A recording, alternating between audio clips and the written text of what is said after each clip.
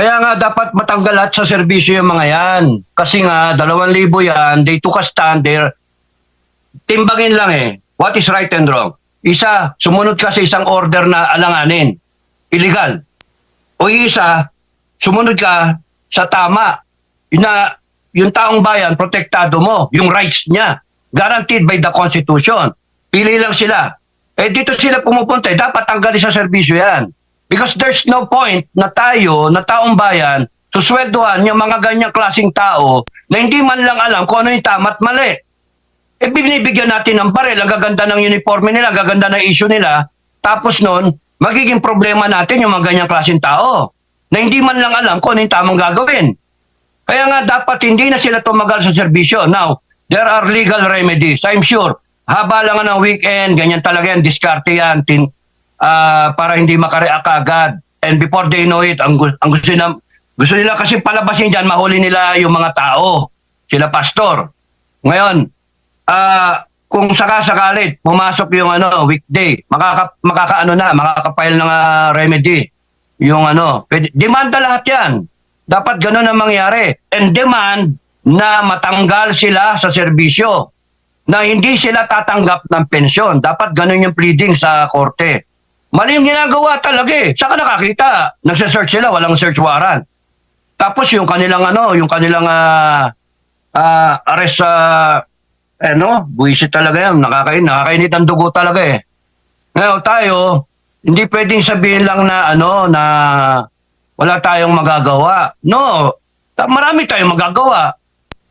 We demand na kung ano yung tama, doon tayo. Hindi pwedeng umiral yung mga ganyang kagaguhan. Kasi pagka yan, pinayagan natin ang pinayagan, yung mga ganyang kagaya ni Torre, kagaya ng mga polis dyan, wala. Hindi tama yan. Sabi ko nga sa vlog ko kung akong natsyempohan ako ng mga yan, na ako ang commander dyan sa Task Force Davao, if I'm in the service and I'm a colonel, I'm the head of Task Force Davao, didisarmahan ko lahat yan Para lang pakita na mali sila Didisarmahan ko lahat sila. Huhuliin ko lahat yan. Ano mang ginagawa nila? Tama ba yung ginagawa nila? They're supposed to protect the people. They're supposed to uphold the law. And in fact, they're the ones violating the law. And the court later on will prove that, will tell that. Pahiya ang organization. At pagka kunyari ang korte natin nag-decide na mali ang ginawa nila, the people there in KOJC should demand whatever that can be demanded out of this. Mag-class suit sila. Yung organization na yan, dapat yan, kung isare. Kasi mali yung nagpapagamit na private army. I'm sorry sa mga kabaro, mga ka-PNP, no? Sorry sa inyo, no? Pero mali nag-step over kayo sa mga taong bayan. Nag-step over kayo doon sa mali. Sipin nyo, Kingdom of Jesus Christ, yung inatake ninyo. That makes you what?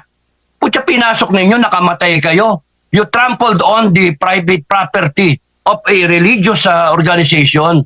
Nananahimik yung mga tao, tineterrorize ninyo yung mga tao, nakaarmado kayo. Meron pang nakita doon na naka-special forces na Amerikano. Anong klase yun? Maling-mali yung diskarte ninyo, overkill. 2,000 mahigit, 3,000 pa. Ano yun? Masyado kayong sobra sa wala na kayo sa hulog. Kaya nga I am hoping that you will all be put into yung trial. Kayo, you will have your day in court ba?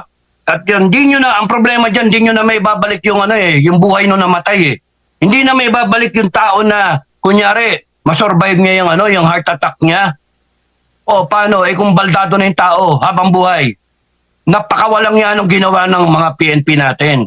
Kaya hindi dapat palakpasin ng taong bayan. Hindi dapat palakpasin yan.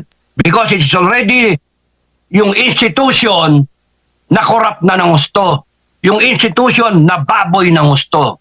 At kung sino man ang nasa ibabaw niyan, kung yung Chief PNP o yung DILG o yung mismong presidente ng Pilipinas, you should answer to the Filipino people.